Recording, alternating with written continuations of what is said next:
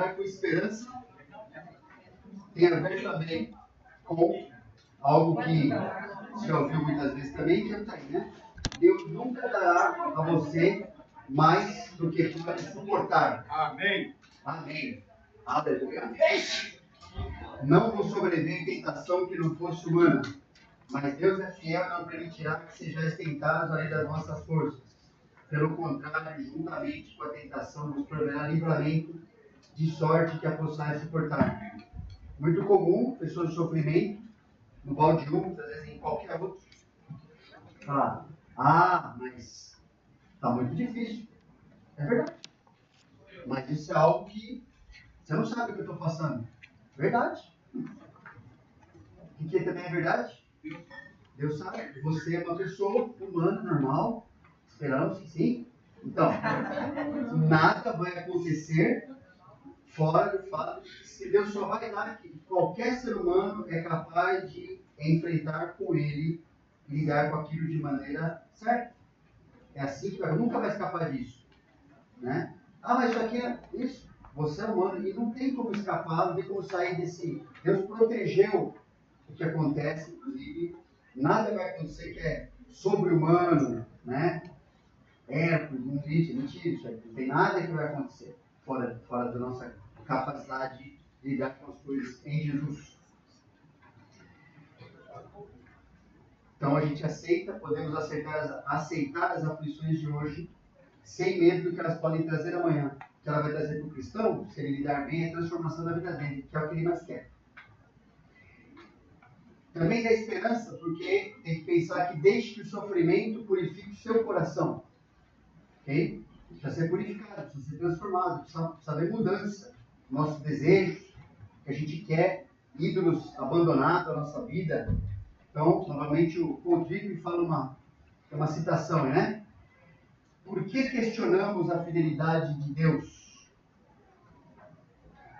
A gente está passando por sofrimento, né? Por que a gente questiona a fidelidade de Deus? Porque pensamos que estamos sofrendo mais do que podemos suportar.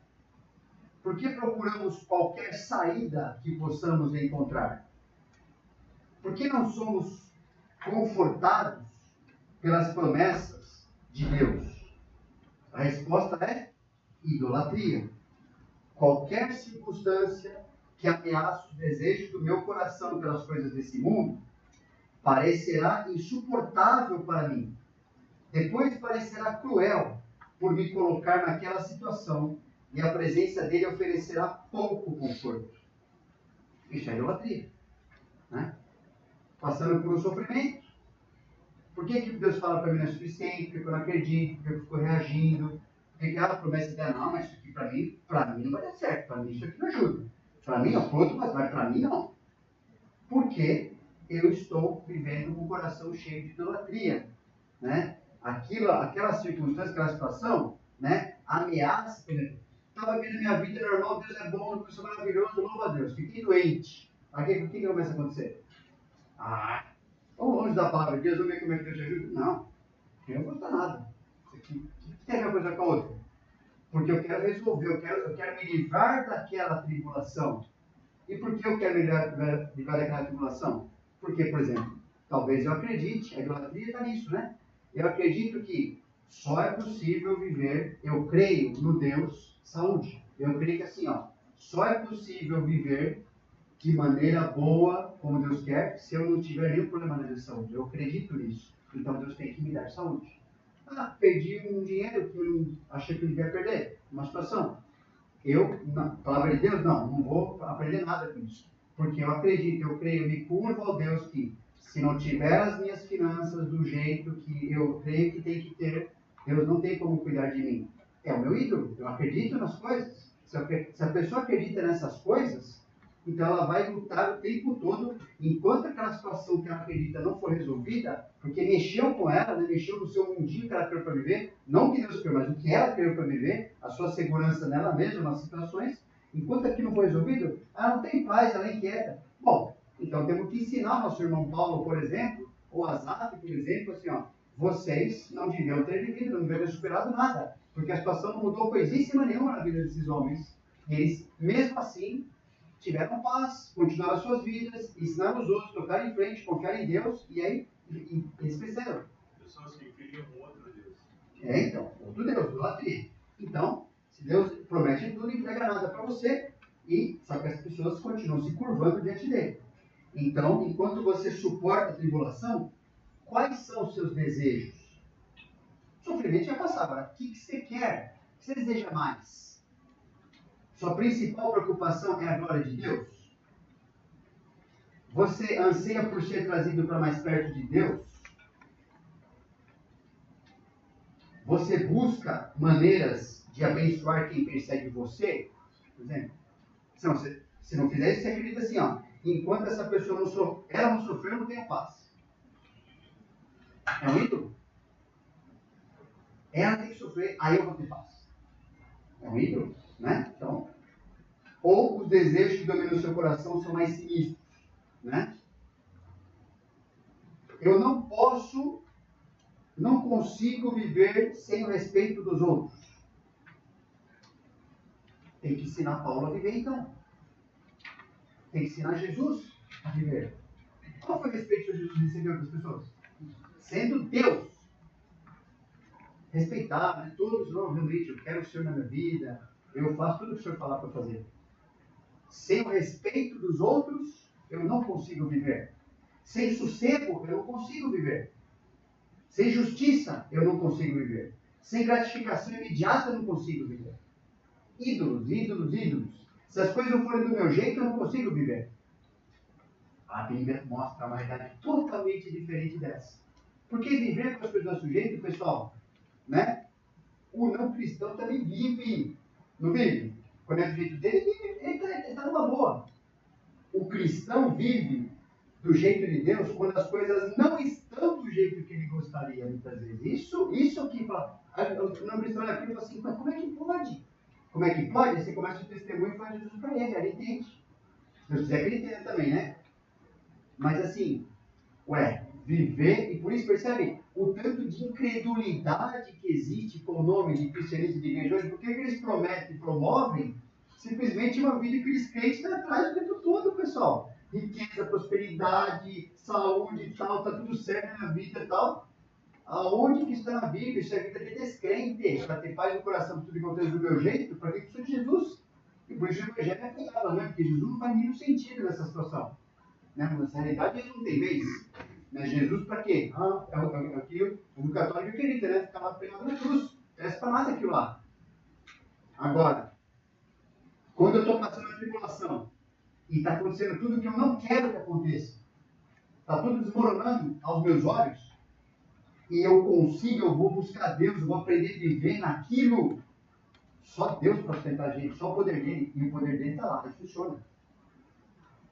E é por isso que a gente tem como exemplo esses homens e mulheres de Deus que aprenderam a viver dessa forma. Nós precisamos confrontar nosso coração. Que desejos estão dominando lá dentro? Eu não posso ser feliz sem completa a frase. Você vai perceber que tem idolatria envolvido. Agora, se completar, não posso ser feliz sem Jesus, está tudo certo.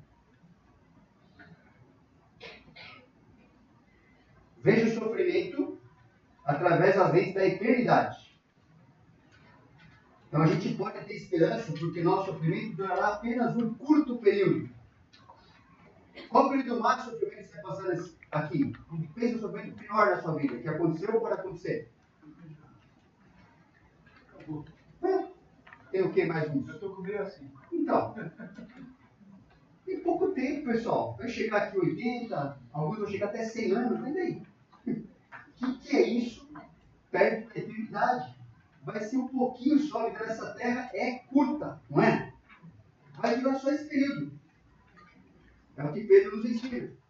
Nisso exultais, embora no presente, por breve tempo, se necessário, e Deus sabe, Ele vai falar se é necessário ou não, Ele vai dar para a nossa vida ou não, sejais contristados por várias provações, para que uma vez confirmando o valor da vossa fé, muito mais preciosa do que o ouro perecível, mesmo curado por fogo, redunde em louvor, glória e honra na revelação de Jesus Cristo, a quem, não havendo visto a mais, no qual não vendo agora, mas crendo, exultais com alegria indizível e cheia de glória, obtendo o fim, ou a finalidade, na verdade, da vossa salvação, da vossa fé, que é a salvação da vossa alma. Vai dar certo. Deus está fazendo isso aqui acontecer. Nem que seja, e se for por breve tempo algum sofrimento, Deus está fazendo render isso aqui, ó, a nossa fé aperfeiçoada, prêmios que a gente vai receber. Vamos estar mais parecido com Jesus. Quando a gente encontrar Ele, passando da maneira dele, a gente vai estar totalmente satisfeito. Valeu a pena, assim como Jó ficou satisfeito, assim como José ficou satisfeito, como Paulo, como todo mundo. Nenhum céu falando, realmente era melhor ter passado por isso. Não existiu nada disso na vida dessas pessoas, porque elas aproveitaram o que Deus estava fazendo na vida delas. É isso que elas fizeram e saíram felizes depois de ter sofrido muito. Porque aproveitou o processo, e é para isso que serve o sofrimento. Encare como uma missão também, para ter esperança. Tanto Asaf quanto Paulo foram capazes de suportar o sofrimento, em parte, porque eles olhavam para frente, para o dia em que poderiam servir como canal de consolo de Deus para outros que tivessem sofrido também. Ou seja, o foco deles estava em quem? Deus, os outros. Os dois mandamentos, a Bíblia fala: amarás o Senhor teu Deus acima de tudo, inclusive do sofrimento, e os outros como a ti mesmo. Cumpriu. Então está contente, está maduro, cresceu, aproveitou, né? Então eles olharam assim, eles queriam que se aproveitasse. Eu passei por isso para ajudar vocês. Então coloca dois textos de Salmo e também de 2 Coríntios, né? Asaf e Paulo falaram. Asaf falou: quanto a mim, bom é estar junto a Deus. No Senhor, Deus foi o meu refúgio, para proclamar todos os seus feitos. Nossa, agora eu vou contar o que Deus fez por mim. Eu vou ajudar os outros a encontrar esse Deus. Sejam do povo de Deus, sejam pessoas que não são do povo de Deus, mas quem sabe Deus coloca para dentro. Né? Paulo falou: mas se somos atribulados, é para o vosso conforto. Falou para os coríntios: eu passo o sofrimento para vocês receberem conforto e salvação. Se somos confortados, né, é também para o vosso conforto, o qual se torna eficaz, suportando vós com paciência os mesmos sofrimentos que nós também padecemos. A nossa esperança a respeito de vós está firme, sabendo que, como sois participantes dos sofrimentos, assim o sereis da consolação. Estamos tudo no mesmo barco, Paulo está falando. Quando eu sofro, vocês veem como eu estou sofrendo biblicamente, respondo biblicamente ao sofrimento, o que vocês adquirem? Vocês adquirem experiência. Se Paulo está sofrendo, eu também posso aprender e prosseguir no caminho. É por isso que eu quero que vocês olhem para mim e vejam assim, como é que eu estou fazendo com as coisas, porque isso vai servir para vocês. Eu já ouvi, tanto na minha vida, quanto na vida de pessoas aqui da DNA, que geralmente, quando Deus permite que alguém sofra, eu, outra pessoa, o que Ele está fazendo simultaneamente, ao mesmo tempo? Preparando outras pessoas que precisarão do ministério daqueles que sofreram. Deus costura a nossa história, a nossa vida, tudo junto, assim, ó. Irmão, mas por que será que aquele irmão está passando por aquilo? Pode observar, daqui a pouco ele vai estar sendo usado, se ele quiser, lógico, né? Para ajudar outro a lidar com a mesma coisa. É assim que Deus constrói a igreja dele. Um monte de sofredor para a gente aprender a lidar com as coisas, com a vida, com seus pecados, lidar com as coisas, e outro já passou aquilo. Ou você já passou e vai ajudar outra pessoa. É assim que funciona. Deus criou esse recurso para nós. É assim que Ele preparou a nossa vida. Ok? E quando a gente vive assim, né? Por isso que Paulo deu uma ordem também, né? Aos Gálatas: levai as cargas uns dos outros, e assim cumprireis a lei de Cristo. Está sofrendo lá do outro lado, você vai ajudar a levar a carga. Bom, está aí, né? Alguns passos esvaziando o mal de um, né? Do passado inocente, quando você reagiu bem, implica ou requer aprender a sofrer de maneira autêntica. Aprender, e aí tem os pontos que a gente mencionou, alguns deles, né? Encare sofrimento honestamente, encare sofrimento biblicamente, encare com esperança, encare como uma missão, ok? São passos. E tem outras coisas que a gente vai ver para frente agora. Tem perguntas para reflexão pessoal aí, tem no seu material, que é, como eu falei, serve para o seu devocional. Se quiser usar isso ou outras coisas relacionadas com o que está falando aqui. E vamos para o capítulo 7. Sofrimento autêntico e evangelho que sustenta. Né? que isso é muito importante. Também faz parte dos princípios de esvaziar o balde. Nós aprendemos que o balde está vazio quando você pode dizer que lidou com o sofrimento inocente de maneira bíblica. Não significa que a dor será inteiramente apagada, ou que você não sofrerá no futuro, ou que não pensará a respeito do que passou, mas se você colocou em prática os passos apresentados na palavra de Deus, você lidou com a sua parte do problema, tem paz e está crescendo na sua vida com Deus e com os outros. É isso que vai acontecer se fizer o exercício do jeito que Deus está propondo. Agora, uma questão importante que surge é: você está preparado para lidar com o próximo ciclo de sofrimento? Seja ele um simples lembrete do que aconteceu, você pode começar a sofrer por lembrar de uma situação. E tem situações, pessoal, que só a pessoa lembrar já sofre muito, porque são situações de trauma, de abuso severo, muito difícil, que foi machucada de uma maneira muito profunda na vida da pessoa. Às vezes lembrar já começa um sofrimento para a pessoa. Ou alguma nova dificuldade que possa acontecer e que a gente sabe que em algum momento vai acontecer. Será que ele está preparado? Essa parte tem mais a ver com aquele aspecto de 2 Timóteo 3,16, que é a educação da justiça. Como é que a gente se mantém preparado, né? O que eu devo lembrar sempre para, uma vez tendo aplicado aqueles princípios, agora manter, né? Perseverar, permanecer pronto para enfrentar quando o sofrimento inocente acontecer na nossa vida. Bom, então alguns princípios, né? Isso é parte da transformação, inclusive, que Deus está fazendo em nós, nos tornando maduros, né? E constantes na vida cristã. Passa isso aí.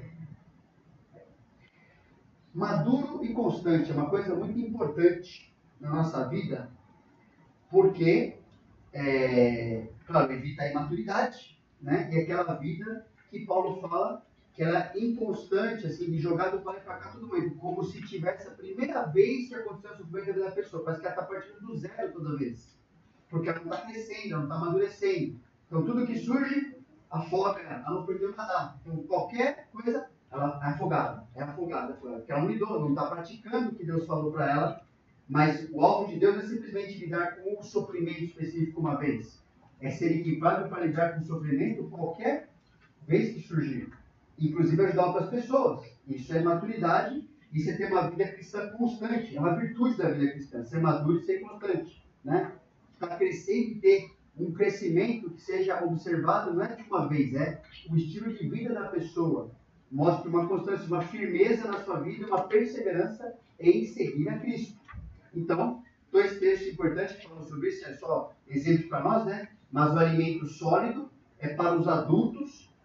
O autor de Hebreus está falando ali como aqueles cristãos, ele fala assim: poxa, vocês deviam estar lá na frente, já deviam estar entendendo um monte de coisa, crescendo, compreendendo as coisas, mas vocês não estão. Vocês continuam tendo a necessidade de ser alimentados com leitinho, como nenezinho. Por quê? Porque eles não estavam praticando algumas coisas. Ele fala: alimento sólido é para os adultos, para aqueles que pela prática, né? Está falando aqui, não adianta saber e não fazer nada com isso.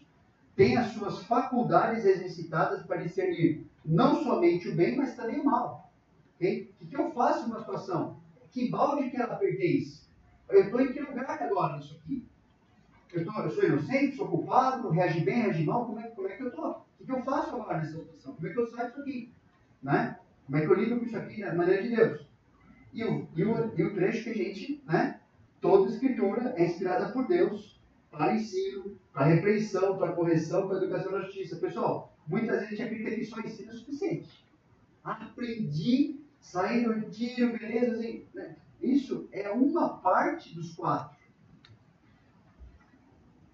Se eu aprendi direito, eu já fui repreendido pela palavra de Deus. É uma coisa que eu preciso mexer com a minha vida. Se eu fui repreendido pela palavra, ela também me ensinou assim, então, vendo aqui um monte de princípio, como é que eu corrijo? Tira essa pedra do balde. Como é que eu corrijo? O que eu tenho que fazer? E educação na justiça.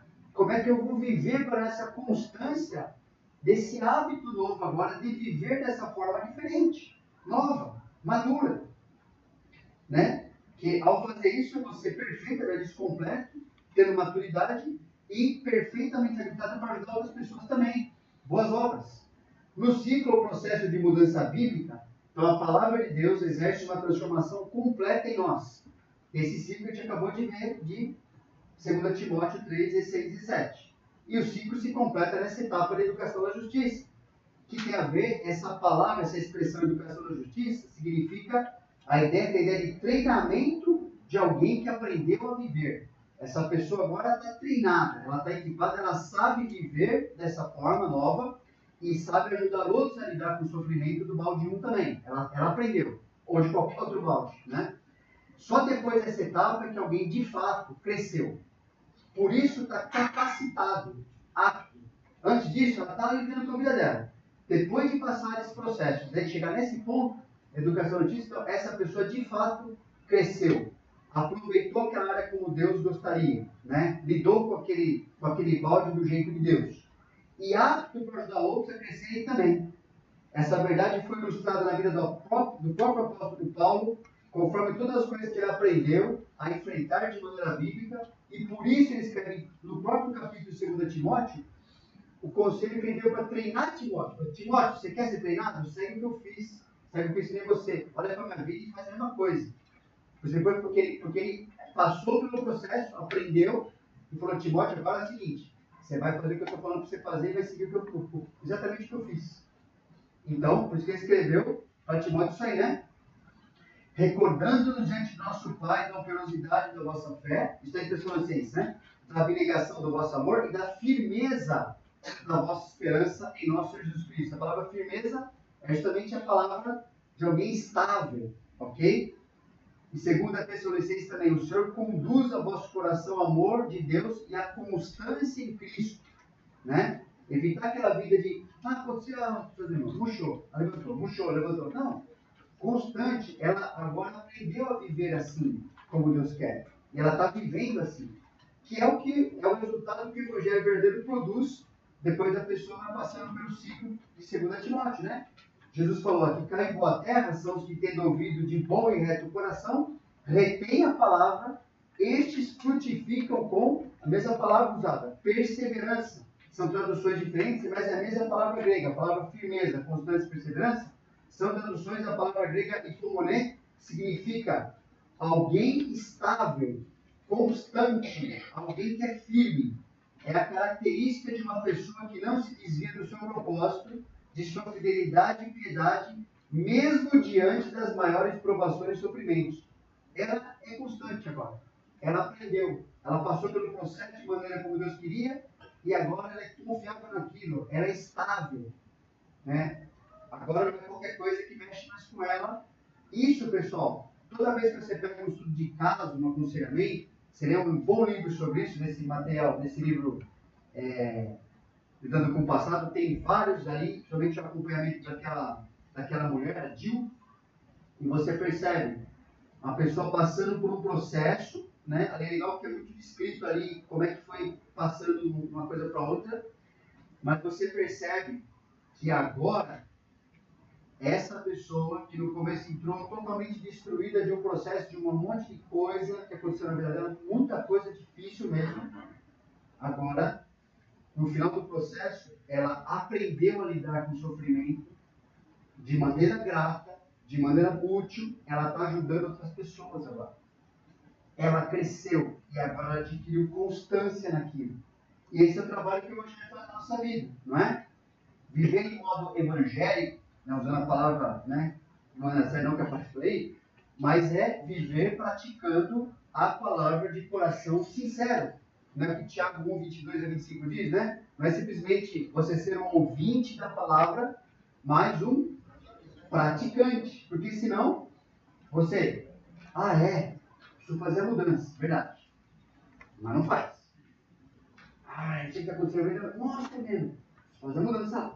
Isso que é que eu faço aqui na minha vida. Eu oro, assim, né? Mas não faz, não pratica. Não, mas você vai tocando, porque sente o alívio, né? Beleza, né? Beleza. Não faz.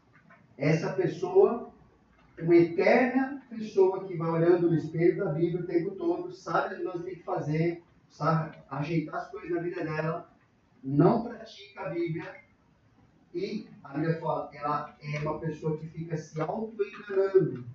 De culto em culto, de palestra em palestra, de seminário em seminário, de conferência em conferência, ela fica enchendo a cabeça de conteúdo e não faz nada com aquilo.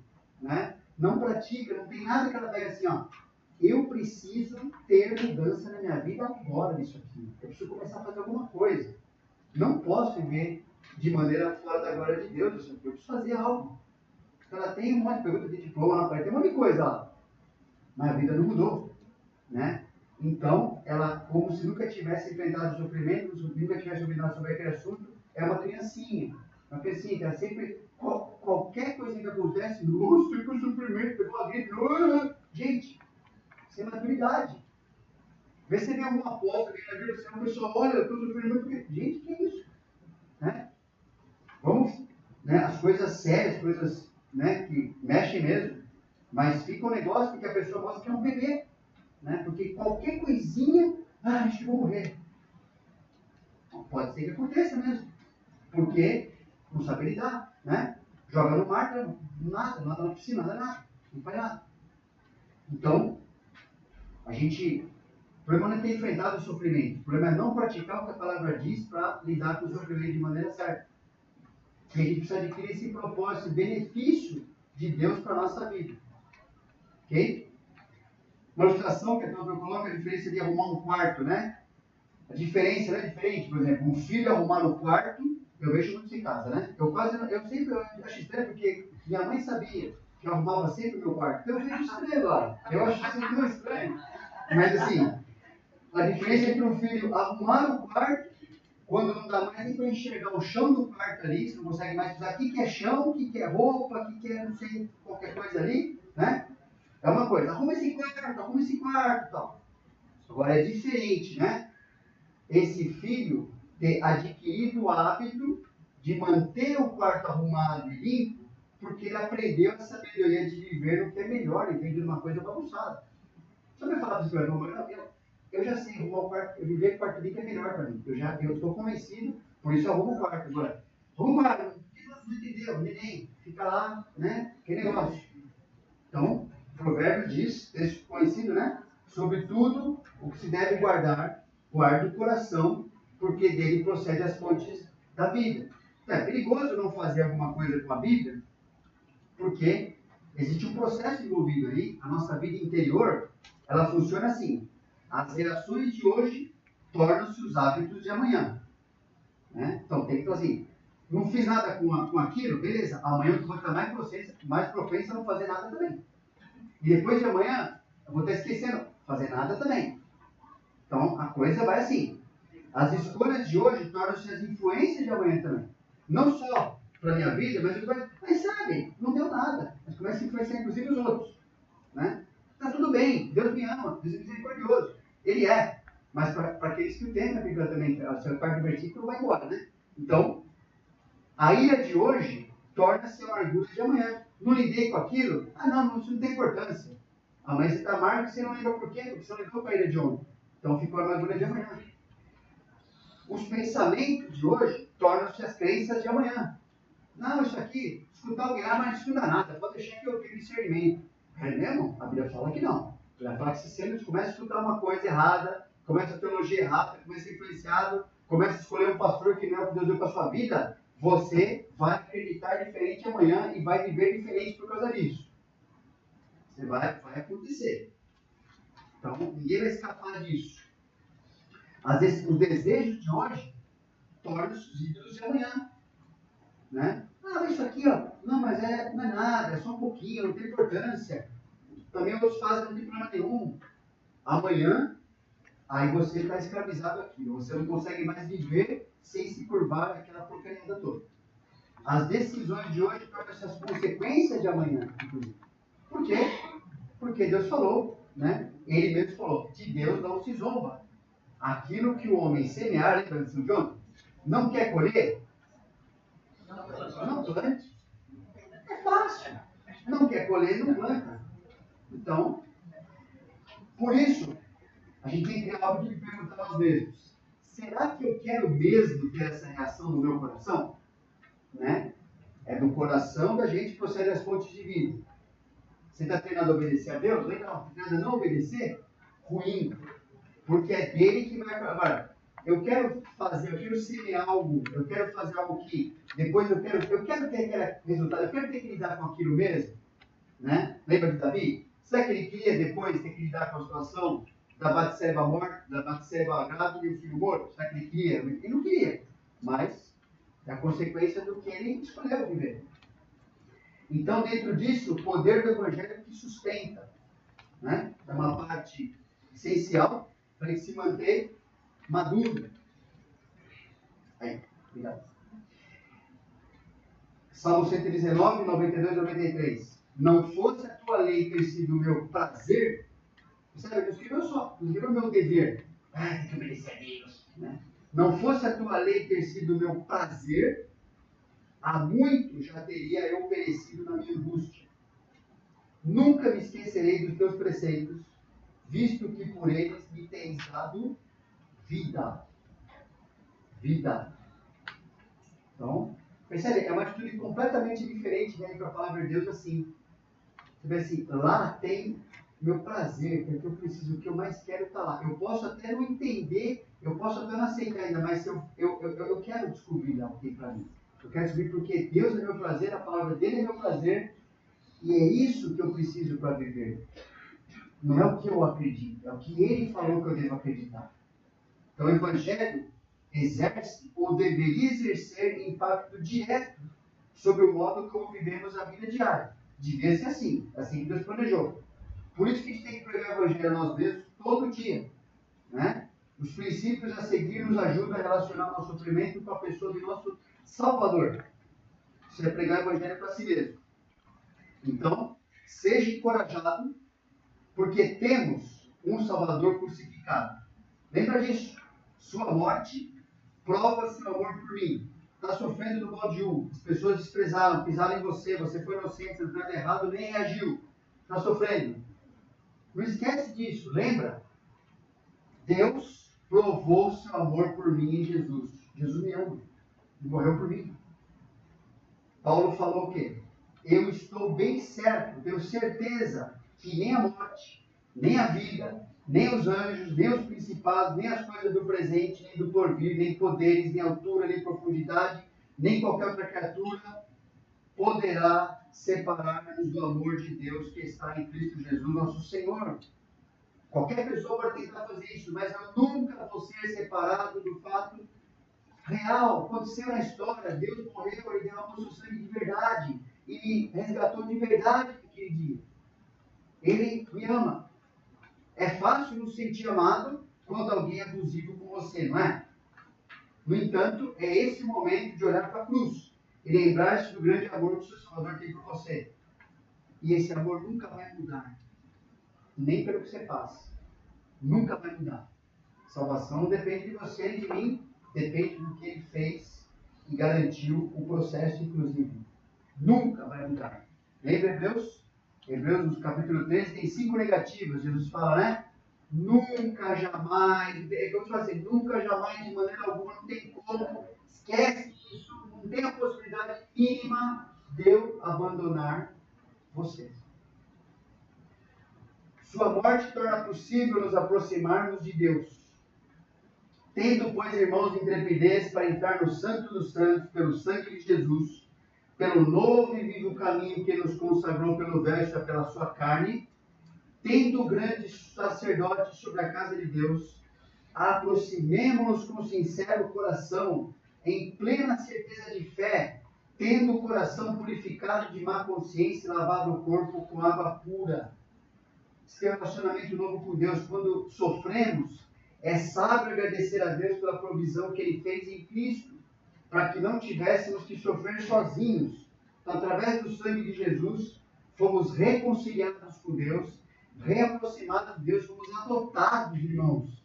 Pensa bem, você é filho de Deus, Ele adotou você, Ele adotou a mim. Quem que a gente era? Quem que a gente importava para as pessoas? Eu queria que se lascasse mesmo. E a gente, na nossa vida, também queria isso. Sem perceber. Mas Deus falou assim, ó, você não. Você é meu. E agora, tudo que acontecer com a sua vida, eu vou fazer cooperar com o bem de transformar você à semelhança do meu filho. E ninguém vai mudar esse processo. Você é meu. Sua morte significa que não precisamos pecar enquanto sofremos. Paulo fala isso em Romanos 6,6. Sabendo isso, que foi crucificado com ele nosso velho homem, para que o corpo do pecado seja destruído e não sirvamos o pecado como escravos. A gente não é mais obrigado a pecar, nem quando a gente sofre. Não precisamos reagir errado, tudo é do mal de um, né? Sofrimento inocente e com reação boa. Porque a gente não é obrigado a viver de maneira errada. Lembra de José, foi isso que ele fez. Sofreu pra caramba e reagiu certo em todo momento. E Deus cuidou dele. Um dos benefícios da aprovação é que ela nos convence que podemos fazer muito pouco para ajudar nós mesmos. A aprovação mostra isso, nos coloca na lona. O sofrimento coloca a gente lá, você não pode fazer muita coisa para mudar a sua situação. Você não é capaz de mudar muita coisa no meio do sofrimento. Você não pode mudar. Mas o que a gente pode fazer? A gente pode se alegrar, nos regozijar na nossa união com a morte de Cristo. Porque por causa dessa morte, dessa união com Ele, nessa posição, o pecado não tem mais domínio sobre nós. E nós não precisamos, por causa disso, reagir de maneira pecaminosa, não importa o que as pessoas façam. Por isso que é incrível, muitas vezes, quando você vê biografias de missionários no campo, muitas vezes você vê histórias. Assim, como é que a pessoa aguentou, né, passar por isso? E não era o apóstolo Paulo. Podia ser também. Histórias. Eu lembro que eu tinha em casa e percebi que alguém sumiu, né? Chama, não foi com vocês, irmão. Foi no seminário, calma, ninguém precisa ter culpa. Chama. Como é que chama mesmo, Fofa? Isso mesmo, até os confins da terra. Aquele livro sumiu, muito, é um tesouro aquele livro. Mostra assim, histórias de missões, de missionários, assim, muito legal. Você está lidando bem com o seu passado? Eu tô. Não estou culpando ninguém. Não estou culpando. Bota no vidro! Então, assim, mas ali, uma vez eu fiquei lendo essa história assim, repetidas vezes, de uma missionária sendo violentada no campo missionário todo dia no Vietnã e alcançando as pessoas para Cristo. Dessa forma, eu falei, como é que pode isso? Estou preparando para ir para o ministério, fiquei daquela história, lendo de novo, assim, é só Deus. Um negócio assim, mas ele está ali, ele está fazendo. Então, morreu doente. Foi estuprado não sei quantas vezes pelos soldados ali. Morreu doente, abandonaram uma rede apodrecendo. E falando de Jesus. E assim, como pode isso? Acho que ela estava lidando bem com o sofrimento da vida dela. Com certeza, né? Essa é uma história. Uma história. Pode ser que a gente nunca vai chegar nesse ponto, né? Mas, pensando no poder disponível do Salvador para nós, para nossas lutas, sejam grandes ou pequenas, está lá. Está lá. O Evangelho não é simplesmente a história de Cristo e de sua crucificação. É também a história da minha crucificação. Pois a Bíblia me diz que eu também fui crucificado na cruz de Cristo. Meu velho eu foi morto ali, e meu caso de amor com o mundo também foi crucificado lá. A cruz também é o lugar onde eu crucifico minha carne e todos os seus desejos pecaminosos. Verdadeiramente, a morte de Cristo e a minha morte estão de tal forma entrelaçadas a ponto de serem inseparáveis. Deus está comprometido com o meu morrer todos os dias e Ele me chama para esse mesmo comprometimento. Ele insiste que cada hora seja a hora da minha morte. Ele quer que a minha morte na cruz seja tão central para a história da minha vida quanto a morte de Cristo é para a história do Evangelho. Dá para aprender a sofrer, dá para aprender a morrer para si mesmo, né? Com as oportunidades que Deus nos dá. Outro ponto do Evangelho que sustenta: seja consolado porque temos um Salvador compassivo. Alguma vez na sua vida, no período de tribulação, você chegou a pensar ou dizer: ninguém entende a dor que eu estou passando? Será que é verdade essa afirmação? Você pode sentir, certo? Mas será que ninguém entende? E Jesus? Solidão e sofrimento geralmente andam juntos numa situação difícil. Às vezes está sofrendo e sofrendo sozinho. Às vezes é por escolha, como a gente falou antes, que não deve acontecer. Pode mudar isso. Mas assim, muitas vezes o caminho é deserto. Muitas vezes é muito, muito difícil. Mas você nunca está sozinho. Porque Jesus está lá. Porque não temos sumo sacerdote que não possa compadecer das nossas fraquezas. Antes, foi ele tentado em todas as coisas a nossa semelhança, mas sem pecado. Acheguemo-nos, portanto, confiadamente junto ao trono da graça, a fim de recebermos misericórdia e acharmos graça para socorro em ocasião oportuna. Ao invés de buscar socorro, consolo, conselho na experiência dos outros, busca no Salvador. É assim que a gente deve fazer. Se chega a Ele, avalia, lógico, o conselho, o consolo das pessoas, à luz. Será que é isso que meu Salvador fala para mim? Será que é isso que Ele quer para mim com esse conselho? Será que isso vai resultar no que Ele está fazendo na minha vida? Se não é, bora, chuta. Não é de Deus. Mas se é, que me ajuda a seguir o Senhor do jeito que Ele quer, não viver para mim, ok? Né? Então Jesus entende, Ele sabe, e Ele é a pessoa que mais sofreu nesse mundo, sendo digno como Ele é, e se submeter ao que Ele se submeteu. Outro aspecto, maravilha-se porque temos um Salvador ressurreto. O aspecto mais importante do Evangelho é esse: o Senhor está vivo. Todos aqueles discípulos, lembra? Covardes, voltando para sua velha vida e tal. Quando eles perceberam que Jesus tinha falado era verdade, daqui a 3 dias vocês vão me encontrar de novo. A vida deles mudou. Aí não importava mais o que acontecer para frente, se ia viver, se ia morrer. Meu Salvador está vivo e eu estou com Ele. Ninguém vai mudar isso também. Não é? Nós fomos unidos com Ele na sua morte e fomos unidos na sua ressurreição. Fomos, pois, sepultados com Ele na morte pelo batismo, para que, como Cristo foi ressuscitado dentre os mortos pela glória do Pai, assim também andemos nós em novidade de vida. Jesus morreu? Foi um fato? História? Como é que a gente sabe? 1 Coríntios 15 fala o processo, né? Como é que sabe que Jesus morreu?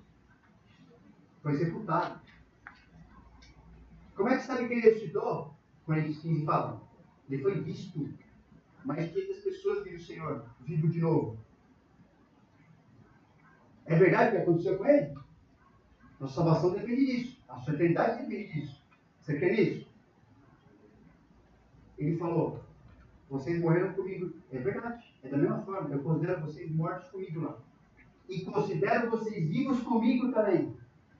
Por isso, assim também andemos nós na novidade de vida, porque a nossa vida é nova. Nós nascemos de novo.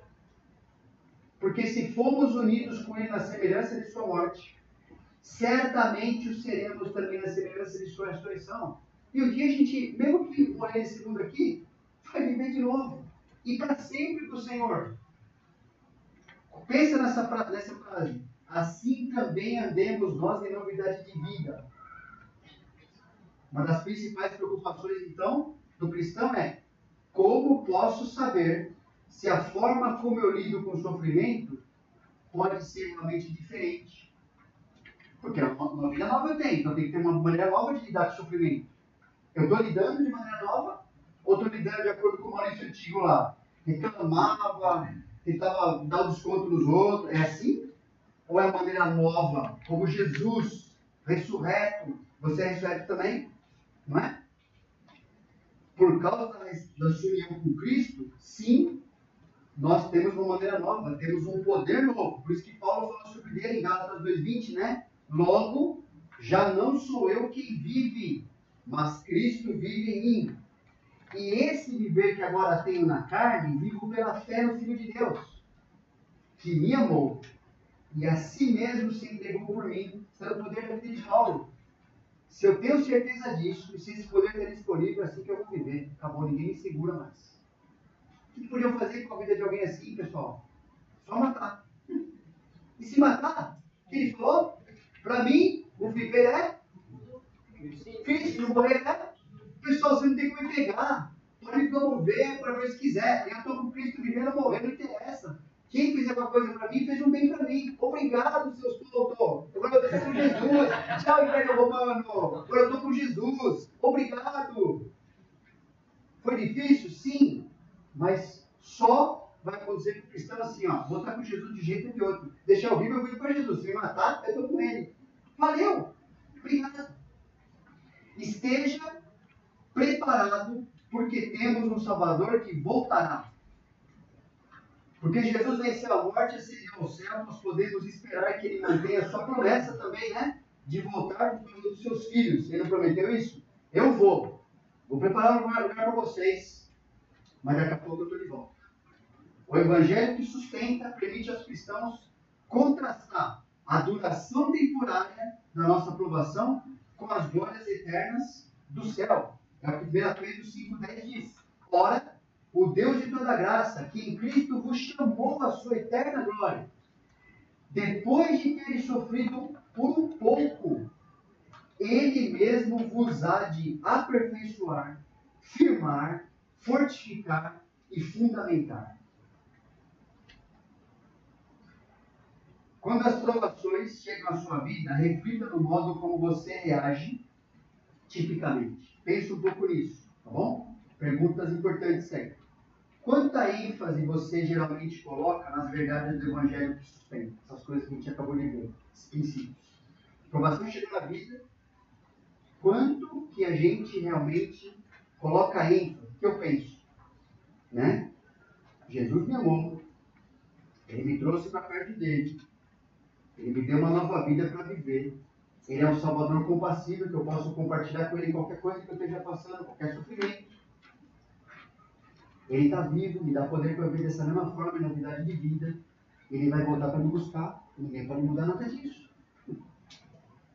Você se maravilha com a cruz e se lembra do infalível amor de Deus por você? Pensa no tempo que a gente no sofrimento gasta pensando no sofrimento em si, que deveria gastar em pensar no que Deus fez por nós. Está garantido para nós. Você não tem garantia que o sofrimento vai passar, sabia? Tem garantia? Tem garantia que alguém vai parar de insultar ou prejudicar você? Seu trabalho? Você não tem garantia de nada. Garantia que você vai, aquela doença realmente vai ser curada? Você não sabe. Mas o que você sabe? Deus me ama e nunca vai mudar isso aí. O tempo todo e de toda forma possível Deus me ama. Então, melhor pensar nisso, né? Não é melhor gastar o tempo pensando numa certeza absoluta que eu tenho, do que gastar o tempo, será que vai acontecer? Perde tempo. Você olha para dentro do sepulcro e se regozija no grande poder dele. Aquele sepulcro está vazio, pessoal. Nem as maiores coisas o sofreram, os seus inimigos, todo o mal que queriam levantar contra ele, todo o prejuízo que queriam fazer, queriam matar, queriam manter a pedra lá na porta do sepulcro, queriam garantir que a guarda romana lá, ele falou que vai agitar, ele segura o cara lá, hein? Não deixa ele voltar, não. Assim, tudo que foi armado, todo julgamento falso, tudo para manter o senhor morto lá e eliminar a sobra na terra, que deu certo isso? Zero, nada. O sepulcro está vazio, Jesus está vivo, salvando pessoas, vai continuar até a igreja ir para o céu. Não conseguiram nada com aquilo. Pensa nisso. Esse poder de viver a maneira de Deus está disponível não só para Jesus, está disponível para nós. Todo dia. Todo dia. Por isso que todo dia Jesus nos convida, né? Se alguém quer fazer, alguém quer me seguir, né? Ele quer ser meu discípulo. Todo dia. Negue-se a si mesmo. Todo dia tome a sua cruz. Todo dia me siga. Você tem poder para viver a minha maneira todo dia.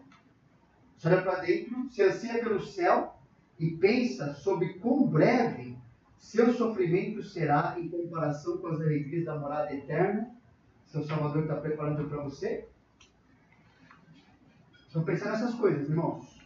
Pensar nessas coisas, porque elas fazem parte, elas mostram para nós, ajudam a gente a pensar de maneira mais detalhada no Evangelho que nós recebemos, que sustenta a nossa vida, quando a gente enfrentando essas lutas dentro do balde 1, né? Aqueles princípios que a gente acabou de ver também, para tirar dessas quedas, para deixar esse balde vazio, precisamos lidar dessa forma. Amém?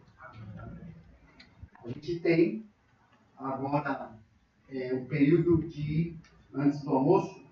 A Kelly quer fazer aquela foto com a igreja inteira. Não é a foto das famílias, tal, é só uma foto